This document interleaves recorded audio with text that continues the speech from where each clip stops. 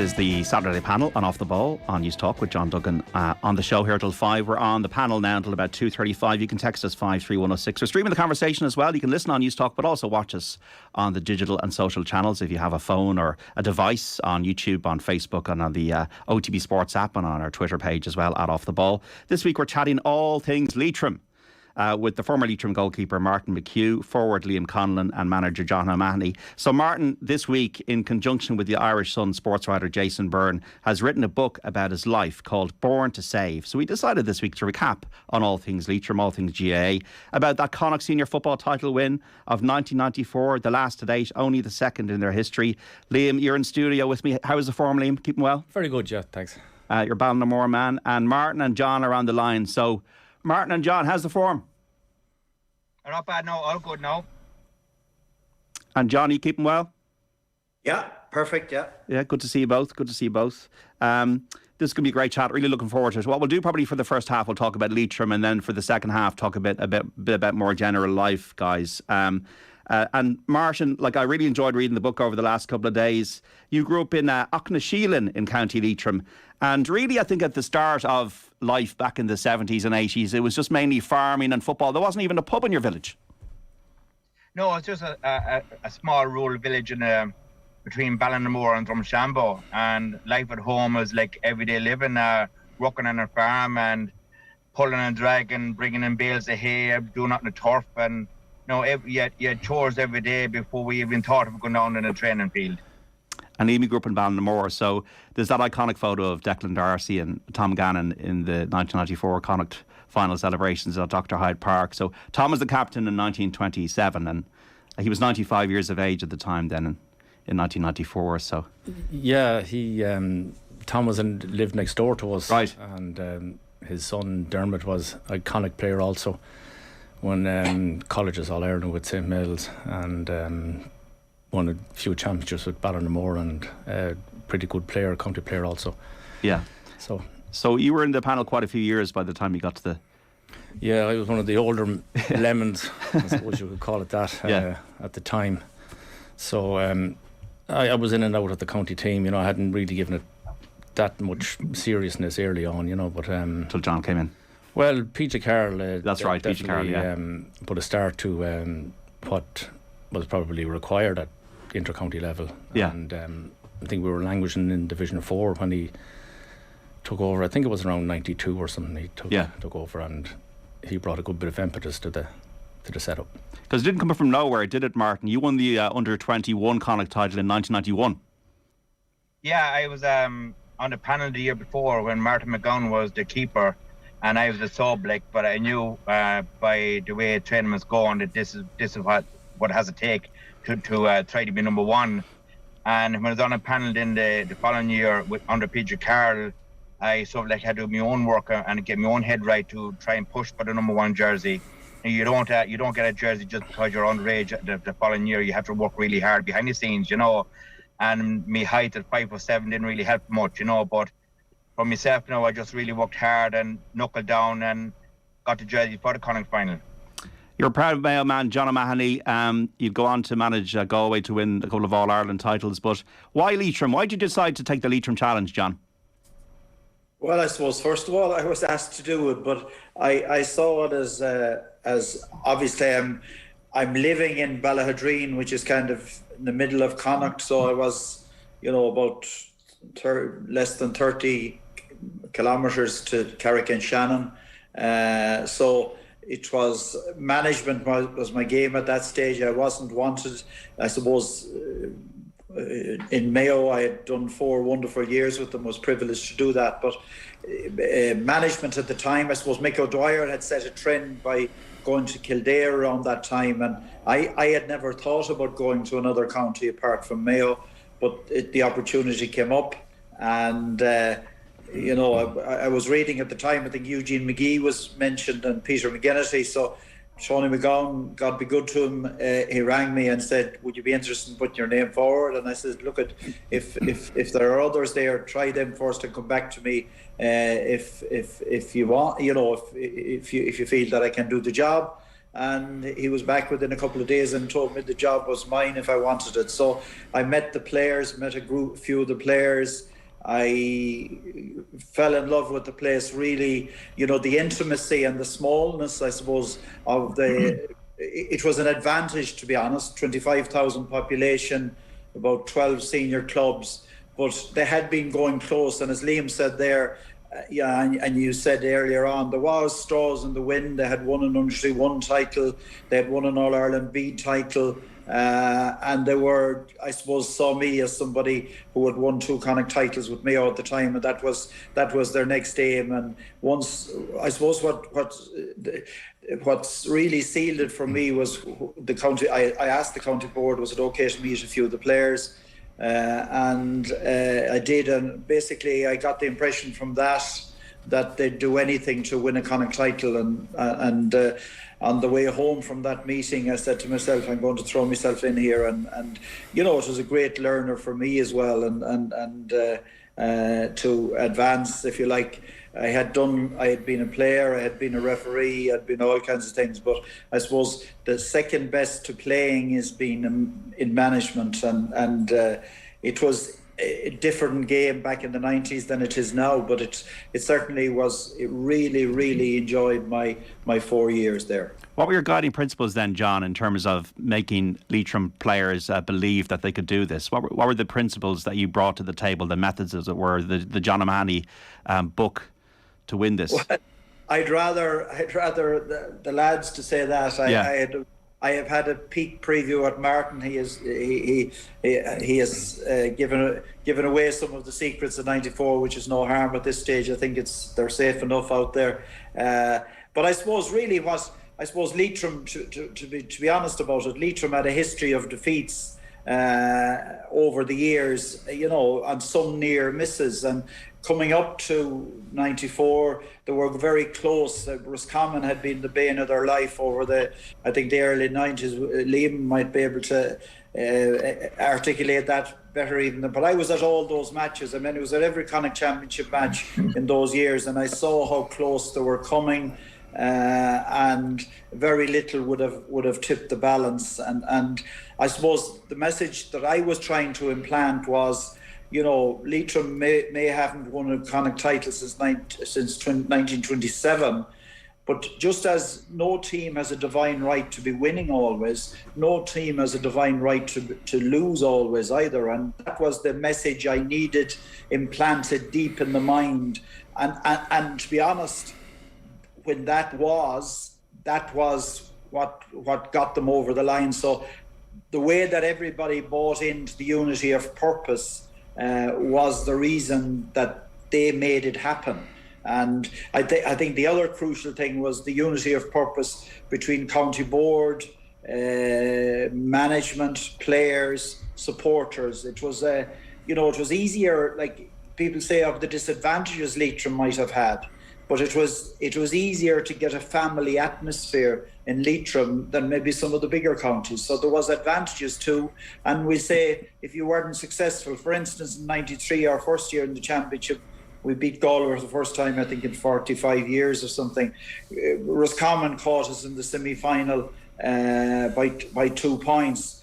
But in other counties, in the bigger counties, the Mayos or the Galways, you know, you'd maybe have 10 changes in the panel starting the next year. But in Leitrim, it wasn't like that. You were always looking for the 1 or 2 or 3 gems to come forward. But that was it. You sat down with the same players, basically saying, we're going to have to get better here. And like, we had a lot of experience, and in some ways it reflected what happened in Galway later on. We had the Mickey Quinns, the Liam Conlons, the Pat Donohues, you know, experienced players, and a number of others, George Dugdale's and so on, a number of others as well. Yeah. And uniting that with the younger players was a key part of it as well. So Liam, did you feel like you were physically and psychologically primed to have a run at this in 1994? Oh, absolutely. I mean, there was once we committed to the job, every waking moment was, how do we get the slight edge here? And you know, and I suppose the first year was mainly as much talking as training, because it was about the mental side of it just as much, because if you get the mental side of it and the attitude side of it right, there will be setbacks, and there'll be setbacks in it when what people would more so maybe in what people would say so-called weaker teams, but you learn from each one, you build layer by layer, inch by inch, and you get there in the end. And that's what made it, I think, really, really special what they did in those years. And I'm saying that deliberately, what they did. I mean, I was merely putting out signposts; they were following them. So talk to us, Liam, about the journey in 1994, because you had to do the hard way. You had to beat Roscommon, Galway in a replay, and Mayo to win that Connacht title. Yeah, that's true, all right. But up to that point, we started off more or less in Division 4. We were languishing there for a few years, then went to Division 3 and up to Division 2. And I think that in itself was significant, because we're playing pretty good quality teams, and I think in 91 or 92 we were in a whisker of going to Division 1. Yeah. And that was, so we had a certain amount built up at that time, but also then playing Roscommon, the arch enemy, I suppose. I just felt that they were a little bit more physical than us. They were maybe a little bit more experienced, but as John was saying, in the years from that 91, 92 and 93, there was a good hard core of players there. They understood what was required of them, and they understood the journey we had to go. As it gets, especially in the physical demands of the setup, you know, we really needed to be physically in good nick, and John pushed that further again. If you can even for a moment mention the sand dunes of Sligo, we got fair torture up there over the winter months. Martin's mentioned it at length in the book. So that left us in good stead then for 94. So we did understand, and we knew what was required. And also, Martin, the snow, you talk about in the book, you were training in snow and you had to come down from wherever you were working at the time. Yeah, I remember the day well. It started to snow when I was working, and I rang John as to say that it's snowing here and it's sticking, and he sort of mentioned it's a bit late to call off training, so we'll go ahead with training. And John used to pick me up in Longford. We were training in Kells that night, and John used to pick me up at 6:30, so we decided to go an hour earlier, just allow for the snow and all that, you know. And in fairness now, that night in particular, every player made training that night. And you know, I know we had been messing around before training started, but he remember put out the 4 cones in the field and the 4 corners of Kells field. You know, it's a fairly big field, and we had to do laps. But John made sure that with the marks in the snow, nobody was going to cut corners, and obviously somebody did. But with my short legs and small feet, I got to blame. But I think it stood to us that training on a night like that was going to make us really mentally strong, that nothing's going to beat us. Even every man could come up with excuses that even I can't go training because of snowing, or I can't go training because the roads are bad. You know, we had an aim in our heads was to win the championship. So every player made the effort that night. Not just that night. There's days we train in Carrick-on-Shannon in a muck and a wetty field as well, with the amount of rain that fell. So no matter where training was or whatever conditions we had, every man made the effort to train that year. Yeah, I think, sorry if I just could come in there, the background to that night, we all remember that night, but the background was that I came over from school at 4:00. I lived beside the school. Ollie Honeyman happened to be working in Kells or in Meath that day, and it was actually snowing here in Ballahadreen at 4:00. But I rang Ollie. Ollie there wasn't many mobile phones around, but Ollie had one, so I got in touch with him, and he said it's fine here yet. So I says, right, we're going with training now. Whatever happens, it's going ahead. And I think possibly one car with a couple of players was delayed because an articulated lorry jackknifed in front of them. I think Martin might have remembered the night. We actually slid sideways for a few because we had to go very slowly, but we left early and all got there. And I really got the feeling with the attitude of the players on that night, there was about 4 inches of snow on the pitch when we got there. And the fact that we went through it was a novelty in some respects, and it wasn't so much what you did, but it was the principle of we're not going to be stopped here, I think. And I did remind them, and I think, again, a sneak preview, I think Martin mentioned this in his book, that, you know, I says, look, at the night we win the Connacht final, lads, we'll remember this night. You know, it was a kind of a touchstone for the sacrifices that had been put on at various places in the training. Like the early 90s football is much different than it is now. Training methods were much different. And I suppose the training and the sand dunes are mentioned in Forest Park and all of this stuff. But it was much more what that implanted in people's minds of sacrifice and of, well, we're ready, everything is done here, you know. And that epitomised Martin and Liam and everyone in the squad as well, you know. Yeah, Martin, and also like psychological things like getting a Garda escort, those were important little things to happen. Yeah, but John was, you know, he'd done all the work behind the scenes, but never told any of the players. You know, like that. I think the first one in the championship, we had a team bus to bring us to a quiet location not too far from Hyde Park, and you know, a bit of food and fruit and a bit of tea and all that was set up for us and all, like, you know, which is nice. Like, you know, like I never had it before, and Liam probably had it for the few years before that. But for me, it was like something new. But we were all relaxed outside the location and all that. Next thing, the squad car turned up, like, you know, I said, Jesus, who's in trouble here, like, you know. So as I think it was a Garda escort to go from the location to the park. To say, John's mind was like, we're a team, and we're just as important as our scummer, so we're going to have a Garda escort to the Hyde Park and have people take notice. This is a good team coming. Yeah, and also the psychology I read in the book, John put up a newspaper, a bit like what he did to Galway a few years later. Was it Mayo 35, Leitrim 1, Martin? Yeah, I think there's I think it's really for the Connacht final, like against Mayo. He had John Duggan was talking up. He finished off with a caption on a paper where Mayo had so many Connacht titles and Leitrim had one, and then his last line was, "Let's change this record, lads." That was it. We walked out of the hotel room after that. It's a bit like the fancy dance, John. A bit like that one. Yeah, well, look, the whole thing about the team bus, and actually another thing that wasn't in vogue at the time, but we introduced it gradually, was a uniform casual gear going to matches. I'm not sure was where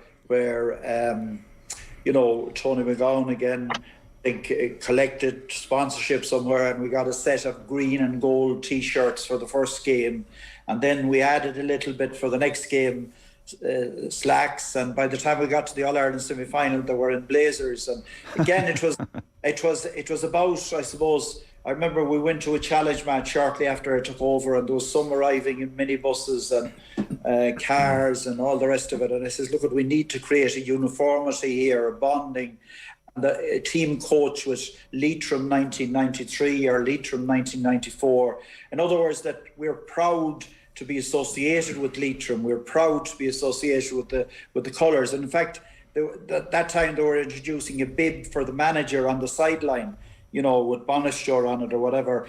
And I remember having a bit of a disagreement with the Connacht Council officials. It was in blue. So I said, look, I will wear a bib if it's in green and gold colours. Okay. And I think Tommy Moran, he never told me, but I think his wife might have produced that so that it worked, and the team was saved from any fines from Connacht or anything else. You know? Okay, got to take a break. John O'Mahony, Liam Conlon and Martin McHugh on all things Leitrim in 1994. We're back after the news. 53106 if you have any questions or text for the panel. Back after this.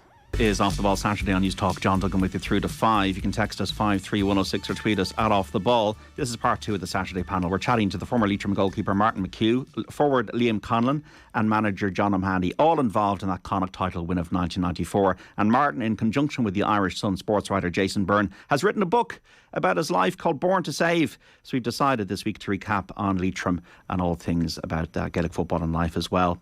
Only 2 Connacht titles for Leitrim, 1927, 1994. And Martin, in that final against Mayo, you won by 12 points to 2-4, but you conceded the goal after 15 seconds, and then you saved a penalty.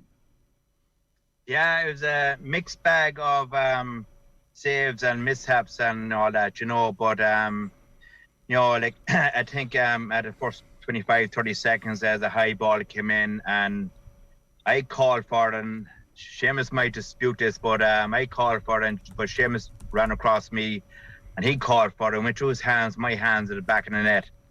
But I remember doing an interview after the game, and the question was asked what happened.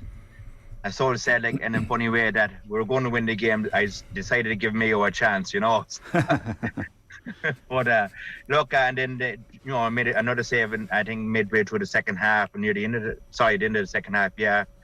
But before that, there was a penalty given away as well, and I saved the penalty, but they got rebound. So I was very, very annoyed with that little part. But you got through it. You got through it. The joy it gave people of Leitrim, Liam, that day, and winning that Connacht title, and yeah, there was huge emotion displayed that day. All right, the pitch invasion and all of what goes with that. So yeah, there was huge elation for them. And delighted to be part of it, obviously. The game itself, it was a bit wet. The surface on the hide was a little bit damp and all of that. But as Martin said after the goal went in, it's typical that Seamus wouldn't be listening to Martin, even though it could be the other way around.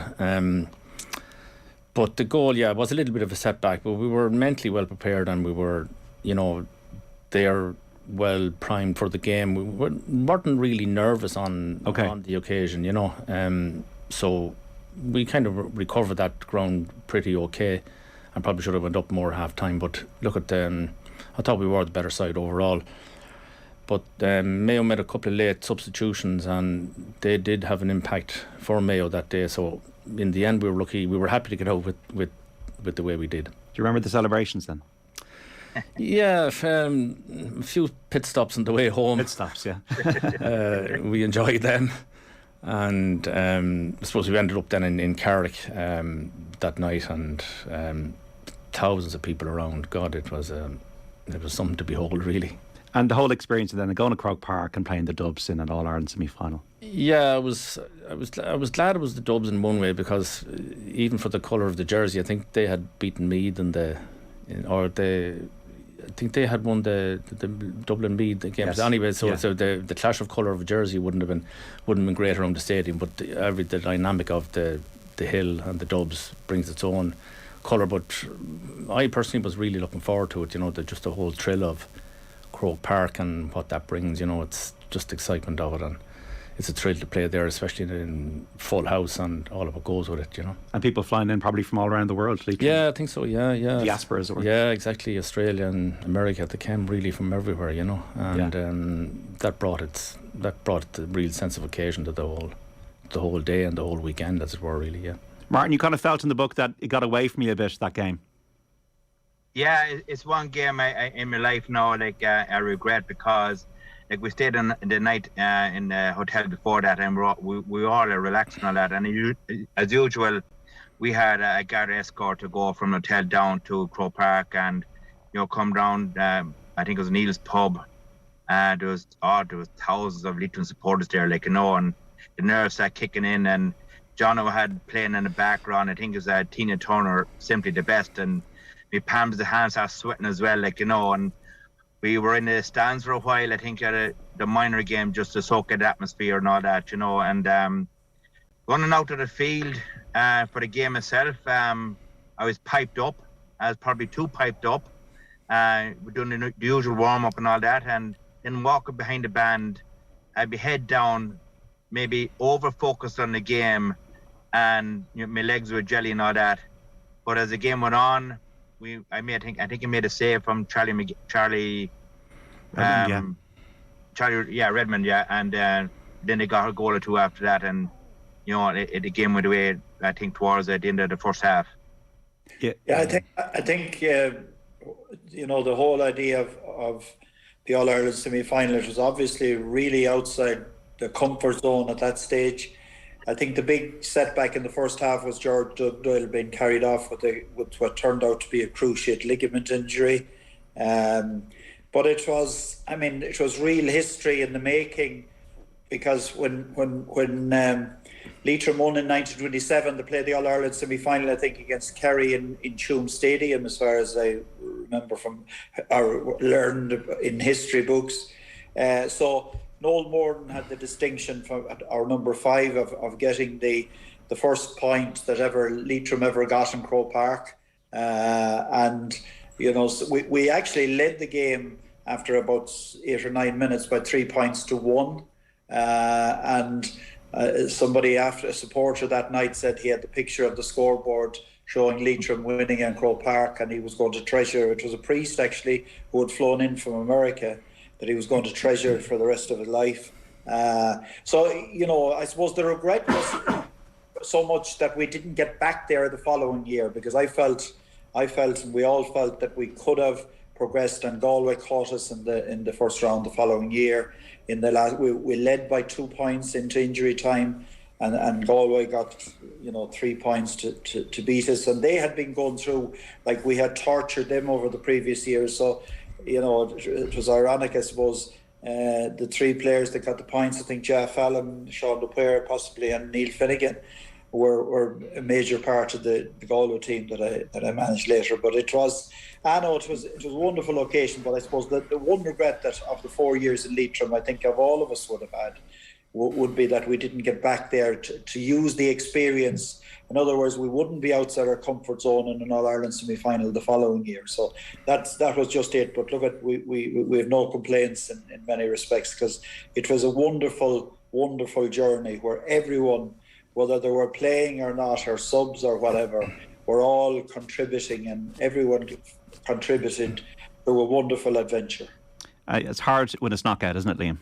Yeah, it is definitely. I suppose, as John recalled there on that Dublin game, I think the magnitude of the occasion hit us when we drove down the bus on Clonderriff Road, and the thousands of people sweating the streets, and then the packed stadium, the roar, the noise in the stadium when you're leaving the dugout was something else. So you really needed to take your second win and take a breath in to understand what it was all about, But as John says, I think we did start very well, and I mean a bit of a dodgy goal.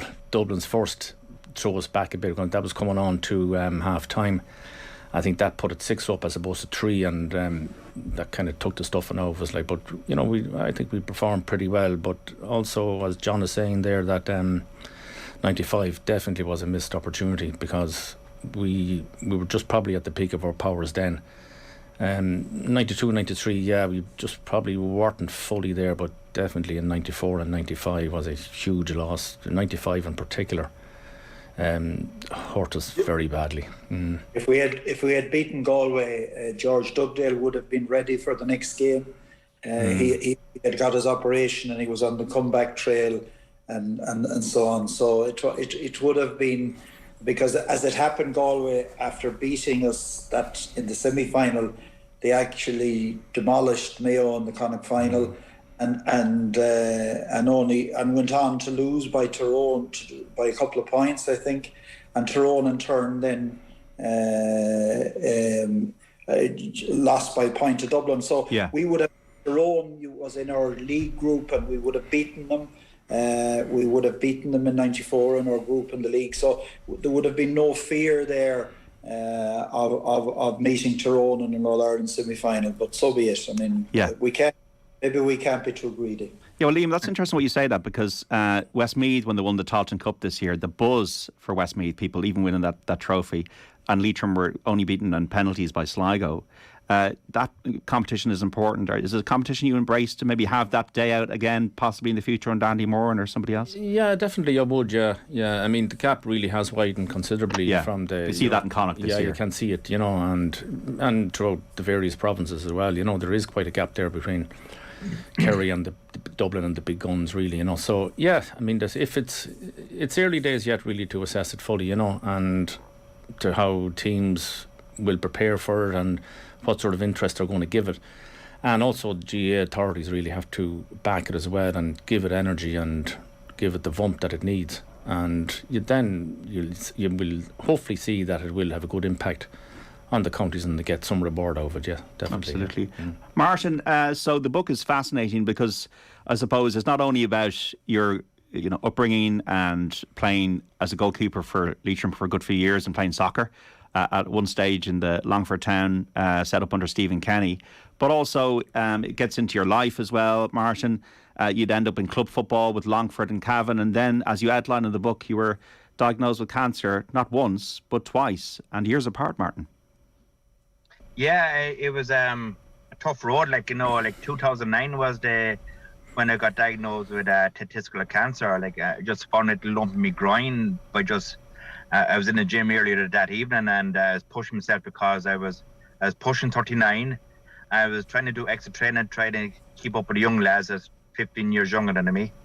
And I was lying in bed one night and my legs were sore, and I found this little lump in my groin, but as a typical man would do, look, it'll be all right to be gone tomorrow. But 3-4 weeks passed and it was still there, and I decided to go and see Dr. Loftus. Now, he has my own records of what my own past injuries and all that. He wasn't sure what it was called, and he referred me to a specialist in Sligo, and he had a look at it, and a lump's a lump. It has to be removed. It's a simple operation. And I remember going in on a Friday and having the lump removed, and he says, look, we'll send it off for the results of the biopsy and we'll let you know in 2 weeks.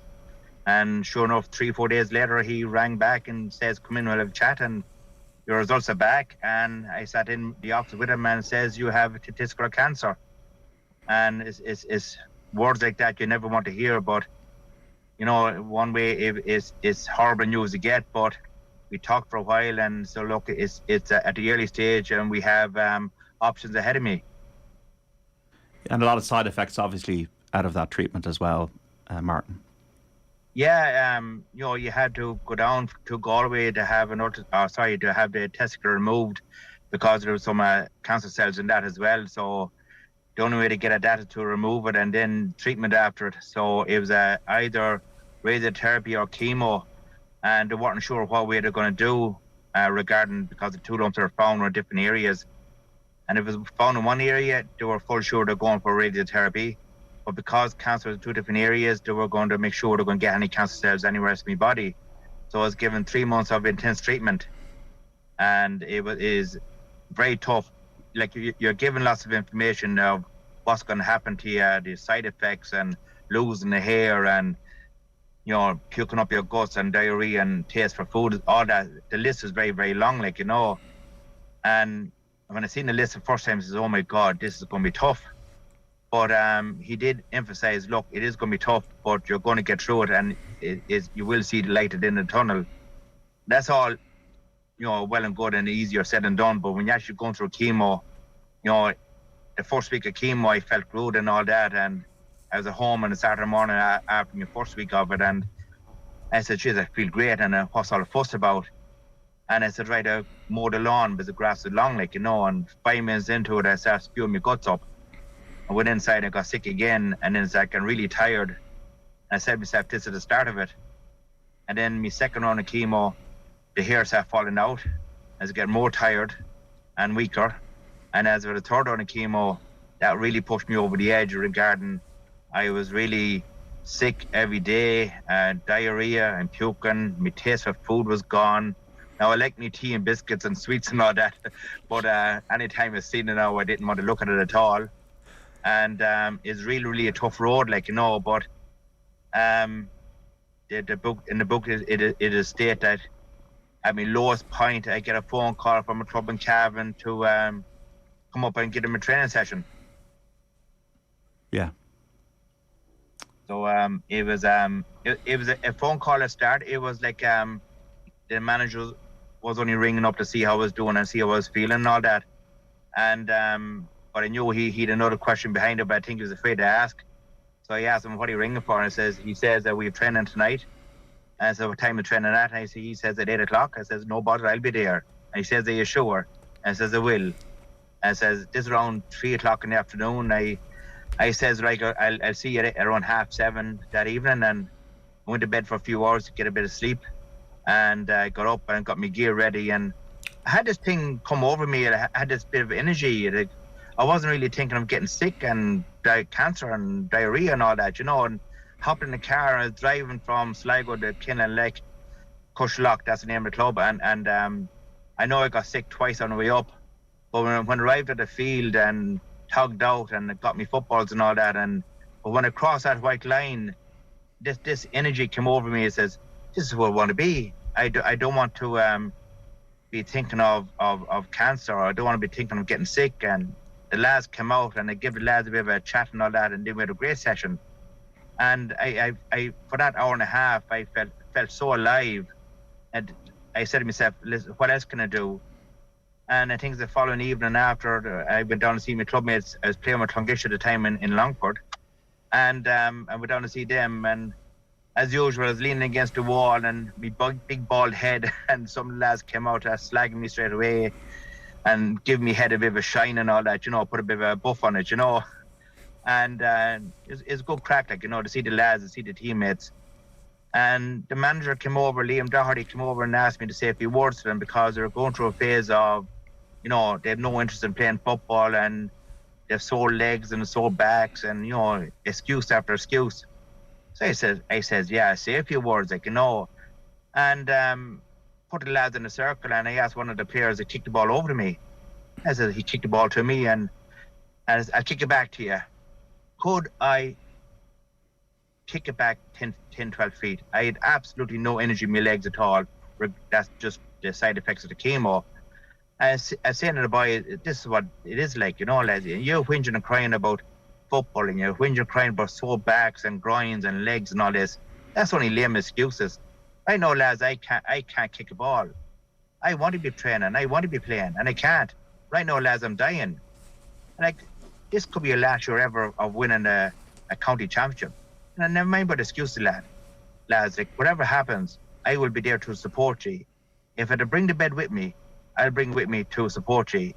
And sure enough, we got to the county final. I tugged out, but I knew I wasn't going to be able to play. But I asked Stephen Waters, that was playing in goals at the time, that we're playing Dromard, and as a team we should have won easily enough. That if we're winning this game by a couple of points and a few seconds to go, fake an injury, I'll run under the crowd, I'll give them a wave, and I'll retire happily. So I thought. But at half time, we were only, I think, 3 points apiece, and the blame game was on in the dressing room, and I was sitting in the corner, and everybody's giving out to everybody, and I couldn't take any more. And I lit the roof with my language, and I more or less says, you have 30 minutes, lads, left. This could be your last 30 minutes ever. Look at me, lads. I want to play, but I can't. Get out there and give me the game of your lives. And fair enough, they went out and won the game by a point. And we're all around patting everybody in the back, and Paul Barden grabbed me by the shoulder, and somebody threw a jersey on me, and I went up to the podium. I lifted a cup of Paul, and right there then on the spot, I knew about cancer. Oh, powerful words, Martin, powerful words. John, you've also been affected by this experience yourself.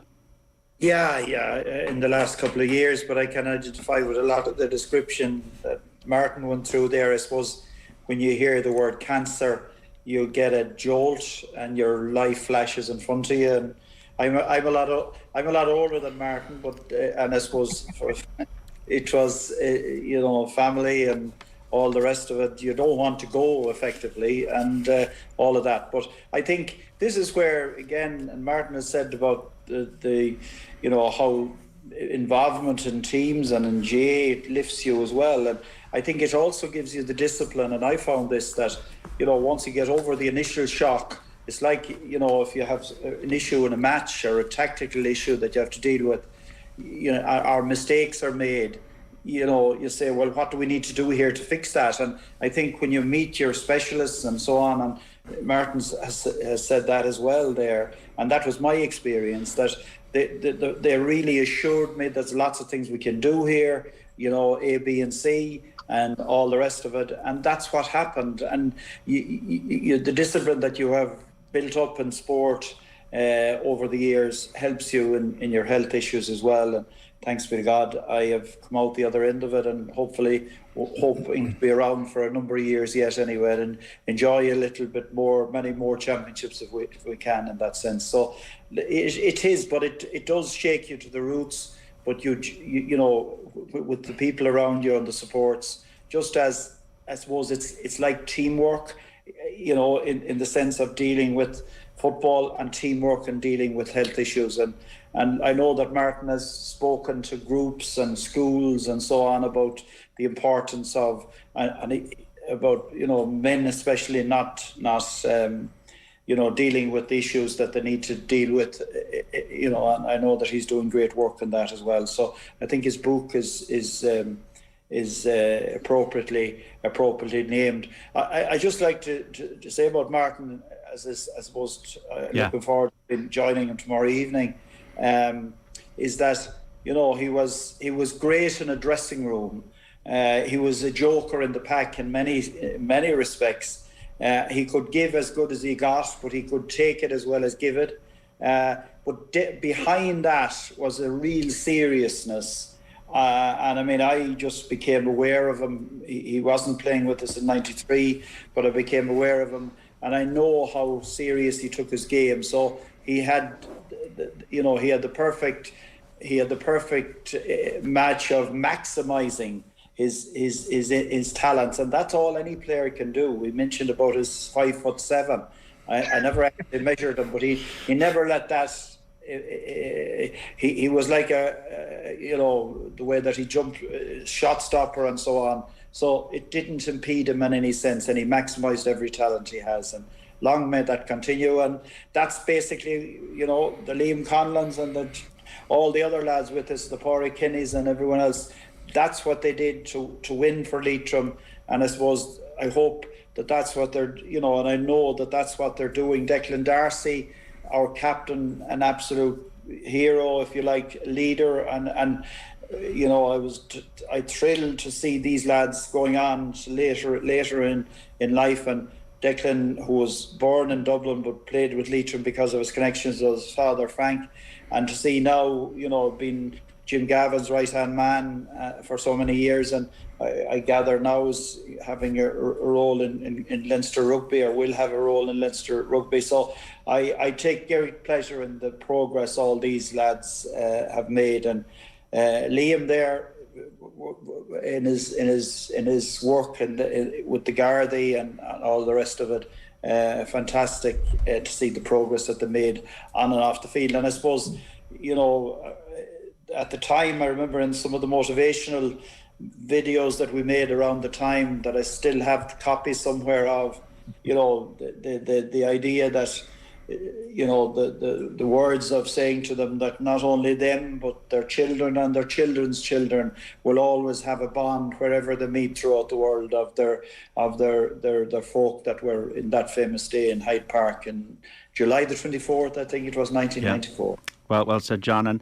And Martin, you had a second bout with cancer, prostate cancer, and you're now working with Sligo University Hospital and giving these talks, as John has said. And it's really important for men to get regular health checkups and not to put their head in the sand, and to realise that they just need to give themselves an MOT on a regular basis. You didn't even drink or smoke. Oh, absolutely. It doesn't matter how fit you are at any age, especially over 44, 45, when I was diagnosed with prostate cancer, it just came about of me just getting me regular blood tests taken every 6 months after the cancer the first time, and I still do it to this day. I think it's very important to stay in the system. And how it came about is I was applying for a job in Sligo Hospital through the agency I'm still with at the moment, TTM agency based in Ennis. And they says that they want to take me on, no problem, but I need a letter from the doctor to say I was healthy. And like that, I went down to the doctor to get a letter from her and to say that everything's okay. And she looked at my screen and seen my liver's okay, my kidney's okay, my cholesterol's up, Martin, you're small bit on the fat side, I says, I know, doctor, I'm working on it, But my PSA was up. And to me, I didn't know what PSA was. It's related to your prostate. She said it's low, but we do another blood test just to see what's happening. And the next 2 or 3 blood tests after that, the number was rising, so something's going on. I was referred to the rapid prostate in Galway, and that was there was a biopsy done there, and I had to wait for a couple of months for the results of that, and I was diagnosed with prostate cancer. Now that came about, and I say it in my talks for men in particular, 40, 44, 45 up, every man should go for an MOT, because they call cancer the silent killer. Like, nobody knows what's going on until it's too late for some people. And for men in particular, the prostate is a gland that's just behind the bladder that swells as time goes on. Like, and that's just the way it is. And if you get your blood test taken and numbers are checked and all that, if everything's okay, that's great. And in fairness, now, if numbers are out of sync, they'll do a follow-up to see what's going on. And if things are okay, hunky-dory. But if it's not, they will nail it straight away. And I think that's the advantage I had, that even though my numbers weren't really, really high, but I was diagnosed with prostate cancer, and I had 3 options ahead of me regarding to deal with this problem. And I ended up having the operation to remove the prostate. And thank God now all is hunky-dory. Yeah, no, fair play, Martin. And it's important, Liam, isn't it, for all of us to, we've all been touched by illness or somebody we know, and for men to check themselves out. Yeah, very much so. Yeah, I'd agree with that. Just a first cousin of mine, Jerome McHugh, very young man, he also passed away with cancer, pancreatic cancer, leaving a young family. So yeah, it touches everybody. Absolutely. What now, John O'Mahony, for Leitrim? Is there hope with Andy Moran and the Tailteann Cup and different structures, and maybe the fact that you could eventually have a league championship with different trophies for different divisions? Is there hope for Leitrim to have the glory days again in the future? There is, and I'm very proud of the fact that it's another Balladreen man and two Balladreen men really, Andy Moran and Michael Solan, who are in there at the minute, along with Barry McQueenie, they had a good season in many respects. Brought it back. They had from the previous year where Mayo beat them by a huge amount in Castlebar. But I certainly think that they could have been in a Tailteann League Cup.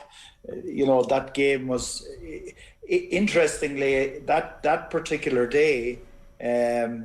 That game attracted, nearly 5,000 people in Carrick-on-Shannon between Sligo and Leitrim, which was a fantastic atmosphere and all of that. So I think the Tailteann Cup has got on a good note, and I think there needs to be a pathway there, as the boys have said. It's not, the gap is bigger now than it was back in the early 90s, but there needs to be a pathway there, so the teams can push themselves to the limit, break the glass ceilings. I mean, it is a huge fill-up for Westmeath, and hopefully that the Leitrims and the Sligos and all the other weaker counties can actually latch on to that. And what we were talking about here in '94 was the basis of that. One of them was PJ Carroll winning the what was called then the All-Ireland B Championship, which wasn't a great name, to be honest, because it gave it, but that was a tremendous occasion at that time as well. So, and it was great to see all the weaker teams embracing the Tailteann Cup this year and getting a chance at silverware. And that's why I suppose the provincial title, people say we should do away with the provinces, but my experience after being with Leitrim and seeing them, what it meant to them to win that provincial title way back, I'd be very slow to get rid of it. I know it's difficult to integrate it with the bigger picture maybe, but there needs to be a chance and steps on the ladder. And I think Leitrim have taken some of those steps, particularly in the last 12 months, and hopefully will continue to do so. And there's a good group of players there at the minute, so hopefully they can make further progress. And Martin McHugh, the book launch is tomorrow night in Carrick-on-Shannon, I believe. That's at the Landmark Hotel at 7:30 for anybody who's around. Born to Save, your new autobiography, and it finishes on after all you went through, Martin. You won an intermediate with Connacht in 2017. You were nearly 50. Yeah, thanks for reminding the nearly 50 part anyway. But no, it was a good year, because 2017 I went down training one evening just to do a bit of training and just enjoy the crack and all that, and Sean Mahon and Dean Flanagan were the goalkeepers at the time, so I was asked to get a bit of training, so I did, and the bug came back. So I done a couple of sessions with the lads and went to a few games, and I ended up being third choice keeper. And lo and behold, the way things went, and the media was getting involved and taking notice of this fella, 47 years old, that had back cancer twice, training away. It gave me an extra kick, an extra buzz for myself, And sure enough, we won the county title in 2017. So going on my knees in the 94 at the Conlon final and crying. But I definitely cried when the final whistle went in the 2017 final, because when you're 47 years old and being through what I've been through, you have to really hard work, and the body was waving a white flag, but I have to look up the word retirement, because I don't understand what it means, because I threatened to retire several times now, but I think I get the buzz of actually tugging out and crossing that white line and being involved. And 2017 winning the county title was a great achievement. And funny enough, that's 5 years later now, and I'm still training with the club. I'm happy enough to be number 2. Kevin McQueen is the number 1 at the moment. But you know yourself, when you're playing the goals, you could be prone to a black card or getting injured. So I'm on standby. So I have it in my head now, 1 more medal, and I definitely retire at a good age. Well, congratulations, Martin, on the book, Born to Save, Martin McHugh, and with Jason Byrne of the Irish Sun. And look, I read it last night, cover to cover, and your honesty and your candour, and the message you're putting out there about people checking themselves out is really, really important. So congratulations, Martin. Thank you, and thank you, John O'Mahony. Thank you, John. Thank you. And Liam, thanks for coming into the studio. Cheers. Really appreciated you participate in the conversation as well about all things Leitrim and all things 1994. We're back after the break on Off the Ball Saturday here on News Talk, looking ahead to the Italian Grand Prix this weekend.